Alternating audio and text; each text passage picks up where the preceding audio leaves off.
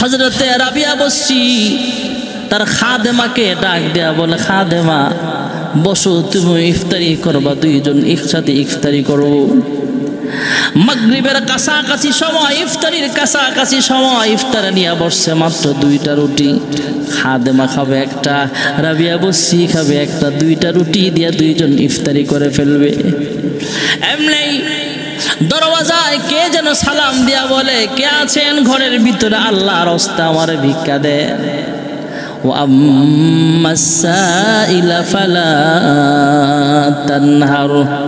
ভিক্ষুককে ধমক দিয়া তাড়ায়া দেওয়া যাবে না। রাবিয়া বসছি খাদেমাকে ডাক দেয়া বলে, হ্যাঁ খাদেমা, যাও যাও যাও যাও, এই দুইটা রুটি ভিক্ষুককে দিয়া দাও, ভিক্ষুককে দিয়া দাও। ভিক্ষুককে দিয়া দিলে আশপাশের মহিলারা, আরো মেহমান ছিল, সবাই অবাক হয়ে তাকায় রইলেন। রাবিয়া না খায়া, মেহমানের মেহমানদারি না কইরা ভিক্ষুককে দুইটা রুটি দিয়া দিল। একটু পরেই ভাইয়েরা, আবার বন্ধুরা, আবার পাশের বাড়ির কে যেন তার জন্য 18টা রুটি পাঠিয়েছে।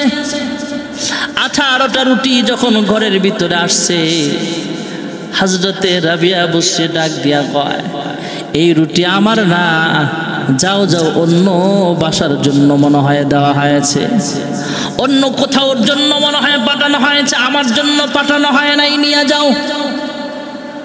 একটু পরেই পাশের বাড়ির মহিলা আবার খাদেমাকে দিয়া 18টার পরিবর্তে আরো 2টা রুটি বেশি দিয়া 20টা রুটি মিলায়া পাঠাইলে হযরত রাবিয়া বসিয়া এই 20 রুটি গ্রহণ করলে আশপাশের মহিলারা ডাক দেয়া কয়, রাবিয়া, আমরা ভেবেছিলাম তুমি কি কারণে রাখো না এই রুটিটা, বুঝতে পারলাম না। আমরা ভাবছিলাম তুমি 18টা রুটি রাখলে আমরা সবাই খাবো, কিন্তু প্রথম তো তুমি 18টা রুটি রাখলেই না, আবার একই ঘর থেকে খাবার আসছে, কিন্তু 20টা রুটি যখন পাঠানো হয়েছে তখন তুমি রাখলা, কি ব্যাপার? রাবিয়া ডাক দিয়া কয়, আমি আল্লাহর রাস্তে ভিক্ষুককে ভিক্ষা দিয়েছিলাম 2টা রুটি, ফালাহু আশরু আমসালিহা, আজ আল্লাহ উজরত দিলে আশরু আমসালিহা দিবে, তথা একটাকে আল্লাহ 10 গুণ বাড়ায় দিবে। সুবহানাল্লাহ। আল্লাহর রাস্তায় 1 টাকা দান করলে আল্লাহ 10 গুণ বাড়ায় দিবে। আমি 2টা রুটি আল্লাহর ওয়াস্তে ভিক্ষুককে দিয়েছি, আল্লাহ যদি আমার জন্য খাবারের ব্যবস্থা করে তাহলে তো আমার জন্য 20টা রুটি আসবে, 2 10 20 হবে। 18টা রুটি আসছে, এই জন্য আমি রাখি নাই। যখন 20টা রুটি রাখছে বুঝতে পারলাম এটা আমার জন্য এসেছে। সুবহানাল্লাহ। হযরতে রাবিয়া বসিয়া রাহমাতুল্লাহি আলাইহি, উনি তো এমন মাপের আল্লাহ ওয়ালি বান্দি ছিলেন, তিনি দান সদকা আল্লাহর রাস্তায় বেশি করতেন। একদিন হঠাৎ করে পাশের বাড়ির কেউ রাবিয়া বসিয়াকে মহাব্বত কইরা অন্য কোনো মহিলা, যারা রাবিয়া বসছি যে আল্লাহর বড় পাগল, আল্লাহর বড় বান্দি, আল্লাহর বড় পেয়ারা বান্দি, এটা যাই না তাকে মহাব্বত করে, ওই মহিলা একটা হাঁস অথবা একটা মোরগ ভুনা কইরা সুন্দর কইরা রাবিয়া বসছির কাছে হাদিয়া পাঠায়া দিলে। রাবিয়া বসছি প্লেটের সামনে খাবার নিল, খাবার নিয়ে খাবার গ্রহণ করে না, খাবারের টেবিলে বৈশা চোখের পানি ফেলে কান্দে। আশপাশের লোকেরা ডাক দেয়া বলে, হ্যাঁ রাবিয়া বসছি, আমাদের সামনে যদি হাঁসের বুনা গোশত আসতো, মুরগির বুনা গোশত আসতো, আমরা তো মন ভরে খাইতাম, আনন্দে আত্মহারা হয়ে যাইতাম। হ্যাঁ রাবিয়া বসছি রে, তুমি দেখি চোখের পানি ফেলে কান্দ, মন খারাপ করে বসে আছো, কি ব্যাপার? রাবিয়া ডাক দিয়া কয়, তোমরা তো খাবার সামনে আসছে তাই আনন্দিত হয়ে খাইবা, কিন্তু আমার মনের ভিতরে কিন্তু অন্য কিছু ঢুকে গেছে। রাবিয়া, কি ঢুকেছে তোমার মনে? রাবিয়া বসছি ডাক দিয়া কয়, শোনো, এই হাঁস যখন ভুনা করেছে এমনি এমনি কিন্তু বুনা হয় নাই। মোরগটা যখন বুনা করেছে এমনি এমনি কিন্তু বুনা হয় নাই। হাঁস অথবা মোরগটা প্রথমেই বিসমিল্লাহ আল্লাহু আকবার বলে জবাই করা হয়েছে। তারপরে চামড়াটা ছিলা হয়েছে। চামড়াটা ছিলার পর সুন্দর করে মশলা দিয়া তেলের মধ্যে ফ্রাই করা হয়েছে, বুনা করা হয়েছে। সুন্দর করে রান্না করে সুস্বাদু খাবার হিসাবে আমার কাছে পাঠানো হয়েছে। আমার মনের ভিতরে ভয়, জাহান্নামের আগুনেও তো আমরা জ্বলতে হবে। আর একটা মোরগ তো জবে কইরা সুন্দর করে মোরগের জান যখন চলে যায়, এই মরা মোরগটা তথা জবে করার পর যখন জান চলে যাবে তখন তাকে সিলা হয়, এরপরে তাকে ভুনা করা হয়। আর মানুষ যখন জাহান্নামের আগুনে দেওয়া হবে, এই মানুষটাকে মরা মানুষ দেওয়া হবে না, জীবন্ত মানুষটাকে ফিরিস্তারা ধাক্কা ধাক্কা জাহান্নামের আগুনের মধ্যে ফালায়া দিবে। রাবিয়া চোখের পানি ফেলে কান্দে কয়, এই মুরুখটা তো আমার চাইতে আরো ভালো, এই জন্য আমি কান্দি। তোমরা আমার মনের ব্যথা বুঝবা না। এই মুরুখ তো আমরা জবে কইরা জান যখন ভিতর থেকে চলে যায় তারপরে তাকে ফ্রাই করা হয়, তাকে এইভাবে চামড়াটা ছিলার পর তারপরে বুনা করা হয়েছে। আর জাহান্নামের আগুন যেখানে ফিরিস্তারা জীবন্ত মানুষটাকে পিটায় পিটায় জাহান্নামে দিবে, জাহান্নামে আগুন মাবুদ সইতে পারব না, দুনিয়াও আখিরাতে আমাকে কাঁদায়ো না। হযরত রাবিয়া বসরিয়া রাহমাতুল্লাহ আলাইহি যে মুনিবের কাজ করতেন, মুনিব একদিন রাতের বেলা ঘরের দরওয়াজার কাছাকাছি যায় আওয়াজ শুনে, ঘরের কাছাকাছি যায় আওয়াজ শুনে। তার খেয়াল হলো রাবিয়া রাতের বেলায় কি করে ঘরের ভিতরে। তাকায় দেখে রাবিয়া বসরির ভিতরে কান্নাকাটির আওয়াজ শোনা যায়। সে কান পেতে শুনতে পাইলেন। রাবিয়া আল্লাহর কাছে দোয়া করে, আল্লাহ আমার দুনিয়ার মালিককে সময় বেশি দেওয়ার কারণে দুনিয়ার মালিকের মুনিবের কাজ করা লাগে, তাই তোমাকে ঠিক মতো সময় দিতে পারি না। আয় আল্লাহ, ঠিক মতো তোমার ইবাদত করতে পারি না। যদি আমি এমন সুযোগ পাইতাম দুনিয়ার কোনো মুনিবের গোলামি আমার না করা লাগতো, তাহলে একমাত্র তোমার গোলামি সব সময় করতাম, 24টা ঘন্টায় তোমার ইবাদতে মশগুল থাকতাম। এরপরে এই লোকটা শোনার পর পরের দিন এই লোকটা বান্দি রাবিয়াকে আজাদ করে দিয়েছে। রাবিয়াও আল্লাহর প্রতি শুকরিয়া আদায় করে তার বাড়ির দিকে রওনা হয়ে গেল। রাবিয়া বসরি যখন দুনিয়ার জমিনে আগমন ঘটবে, মায়ের গর্ভ থেকে দুনিয়ার জমিনে আসছে। হযরতে রাবিয়া বসরির আব্বার নাম হলো ইমরান। ইমরান রাতের বেলা স্বপ্নে দেখে আল্লাহর হাবিব ডাক দিয়া বলে, ইমরান তোমার ঘরে যে সন্তান আল্লাহ দান করেছেন রাবিয়া, সে কিন্তু বড় আল্লাহ ওয়ালি হবে, সে একজন আল্লাহর পছন্দের বান্দি হবে। তোমার ঘরে বুঝি ঠিক মতো খাবার নাই। ইমরান ডাক দিয়া বলে, ইয়া রাসূলুল্লাহ ইয়া হাবিবাল্লাহ, আমার ঘরের ভিতরে বাতি জ্বালাইবার মতো কেরোসিন কেনার মতো টাকাটাও নাই, ঠিক মতো খাবার খাওয়ার মতো টাকা আমার কাছে নাই।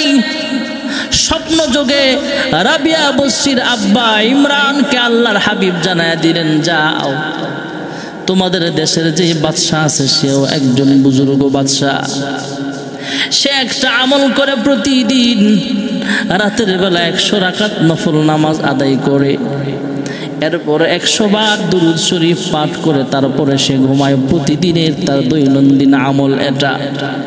কেউ জানে না, সে নিজে ব্যক্তিগত পার্সোনাল আমল বানায় দিছে। তুমি যা বলবা, হ্যাঁ বাদশা মহাদয়, আপনি প্রতিদিন আল্লাহর হাবিবের উপরে দুরূদ শরীফ পাঠ করেন, প্রতিদিন এশারের নামাজের পর সবাই যখন ঘুমায়া যায় আপনি 100 রাকাত নামাজ আদায় করেন, কেউ জানে না। আল্লাহর হাবিব আজকে আমাকে স্বপ্নে জিজ্ঞেস করেছেন, প্রতিদিন 100 রাকাত নফল নামাজ পড়েন, 100 রাকাত নফল নামাজ পড়া 100 বার নবীর উপরে দুরূদ শরীফ পাঠ করেন। আজকে রাত্রে আপনি আমলটা করেন নাই কেন? আজকে আপনি আমলটা করেন নাই। প্রতিদিন আমলের হাদিয়াটা ফেরেশতারা আল্লাহর হাবিবের রওজাত ধারে পৌঁছায় দেয়। কারণ আমরা যখন কোনো আমল করি সেই আমলটা আল্লাহর হাবিবের দরবারে ফেরেশতারা আমাদের বাবার নাম দাদার নাম সহ পুরা ডিটেলস আইডেন্টি কার্ড সহ আইডি কার্ড তথা আমাদের পরিচয় পত্রটা আল্লাহর হাবিবের সামনে তুলে ধইরা আমাদের দুরুদের হাদিয়া ইবাদতের হাদিয়া আল্লাহর হাবিবের কান পর্যন্ত পৌঁছায়া দেওয়া হয়। দুই সাথীকে পাশে নিয়ে হায় ঘুমিয়ে আছেন নিঝুম নিরালায়, সারা দাও রাসূলুল্লাহ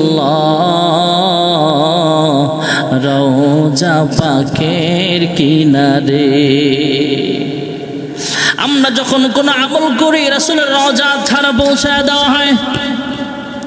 হযরতে রাবিয়া বসরির আব্বা জান হযরতে ইমরান সে বাদশাকে ডাক দেয়া কয়, সাক্ষাতে যায় বলে, হ্যাঁ বাদশা মহোদয়, আমি গত রাতে স্বপ্নে দেখলাম আল্লাহর হাবিব আমাকে জানিয়েছেন, নির্দেশ করেছেন আপনি প্রতিদিন যে আমলটা করেন এই আমলটা আল্লাহর হাবিবের কাছে পৌঁছে যায়, কিন্তু গত রাত্রে আমল করেন নাই কেন? এর কাফারা হিসাবে আমাকে 500 দিরহাম হাদিয়া দেওয়া লাগবে। বাদশা পাগলের মতো হয়ে গেল, কি ব্যাপার? আমি তো ভেবেছিলাম আমার নামাজ আমার দুরুদ কুরবা আমার এগুলা মনে হয় কবুল হয় না। আমি অবহেলা করে আজকে রাত্রে আমি নামাজ আদায় করি নাই, দুরুদ শরীফ পাঠ করি নাই অন্য দিনের মতো। আমার এই আমলের খবর আমার প্রজারা কেউ জানে না, আমার বিবু জানে না, কেউ জানে না। যেহেতু ইমরান জেনেছে, অবশ্যই সে আল্লাহর হাবিবকে রাতের বেলা স্বপ্নে দেখেছে, চোখের পানি ফেলে কান্দে আর তাকে দিরহাম হাদিয়া দিয়া আরো কিছু হাদিয়া বাড়ায়া দিয়া বলে, যাও তোমার যখন যা কিছু লাগবে আমার কাছে আসবা, তোমার সংসার চালানোর যা যা খরচ লাগবে রাষ্ট্রীয় কোষাগার থেকে তোমার জন্য আমি ওয়াকফ করে দিলাম, সব ব্যবস্থা করা হবে। হযরত রাবিয়া বসরিয়া রাহমাতুল্লাহি আলাইহি উনি আস্তে আস্তে বড় হন। ওনার আব্বাও মারা গেল, মাও মারা গেল, ওনার বোন বিয়ে হয়ে গেল। রাবিয়া বসরিয়াকে ডাকাত দল এক জায়গা থেকে কিডন্যাপ করে উঠায় নিয়ে গেল। তৎকালীন জমানায় বাজারে গোলাম কেনা বেচা হতো, বান্দি কেনা বেচা হতো। বান্দি হিসাবে রাবিয়া বসরিকে অল্প টাকার বিনিময়ে বিক্রি করে দেওয়া হলো। রাবিয়া বসরিয়া এবার যেই বাড়িতে যায় সেই বাড়িতে যায় কাজ করে, মালিকের প্লেট ধুয়ে হাঁড়ি পাতিল ধুয়ে রান্না বান্না করে ঘরটা গুছায় রাখে। বান্দির যেই কাজ, কাজের বুয়ার যেই কাজ, এবার কাজের বুয়া সেই যে আরেক বাড়িতে কাজ করতেছে। কিন্তু মালিককে বলে, হ্যাঁ মালিক সারাদিন আপনারা কাজ করব, কিন্তু নামাজের সময় আমাকে নামাজের সুযোগ দেওয়া লাগবে, আর রাতের বেলা আমার আলাদা একটা ঘর আলাদা একটা রুম দিতে হবে, যেখানে আমি একা একা ঘুমাবো, কেউ সেখানে ঢুকতে পারবে না। রাবিয়া বসরি যেই বাড়ির কাজ করতে গেছে, যেই মালিকের বান্দি হিসাবে তিনি কাজ করতেছেন, সেই মালিকটা রাবিয়া বসরিকে আলাদা একটা ঘর ব্যবস্থা করে দিল। আর সারাদিন কাজ করে নামাজের সময় নামাজ পড়ে হযরতে রাবিয়া রাতের বেলায় সারা রাত তাহাজ্জুদের মুসল্লায় কাটায় দেয়। ভাইয়েরা আমার, বন্ধুরা আমার, ফজরের নামাজের পর তিনি একটু ঘুমায় গেছে। একটু বেশি সময় যখন ঘুমায় গেছে তখন ঘুম থেকে জাগ্রত হয়া আল্লাহর কাছে কাপড়ের আঁচল বিছায়া দোয়া করে, হে পরওয়ারদিগার আলম, তুমি আমাকে বরকত দান করো ইয়া রাব্বাল আলামিন। হে মালিক, ইয়া রাব্বাল আলামিন, ইয়া আকরামাল আকরামিন। ওগো আল্লাহ, আমাকে তুমি বরকত দান করো। আয় আল্লাহ, আমি যে ঘুমাই, বেশি সময় ঘুমাইবার কারণে তোমার ইবাদত কষ্ট হয় করতে, তোমার ইবাদতের সময়টা ঘুমের ভিতরে কাটায়া দিলাম। আয় আল্লাহ, 2 ঘন্টা 5 ঘন্টা 6 ঘন্টা ঘুমায় গেলাম। আমি যাতে 5 মিনিট 10 মিনিট ঘুমাইলেই 6 ঘন্টা 8 ঘন্টার ঘুম কাজা হয়ে যায়, সেই ব্যবস্থাটাই তুমি করে দাও। আল্লাহর কাছে কান্দে, আল্লাহ তার উপরে বরকত নাজিল করে দিলেন। ভাইয়েরা আমার, বন্ধুরা আমার, হযরত রাবিয়া বসরিয়া রাহমাতুল্লাহ আলাইহি যখন মৃত্যুবরণ করলেন, দুনিয়া থেকে বিদায় হয়ে গেল, কবরে যখন লাশ দাফন করা হয়েছে, সবাই দাফন করে চলে আসলে 2 জন ফেরেশতা আসছে তাকে প্রশ্ন করার জন্য। ফেরেশতারা আয়েশা বলে, হ্যাঁ রাবিয়া বসরিয়া, আমার রব্বু কি, তোমার রব কে? হযরতে রাবিয়া বসরিয়া ডাক দিয়া কয়, হে ফেরেশতারা রে, তোমাদের রব কে?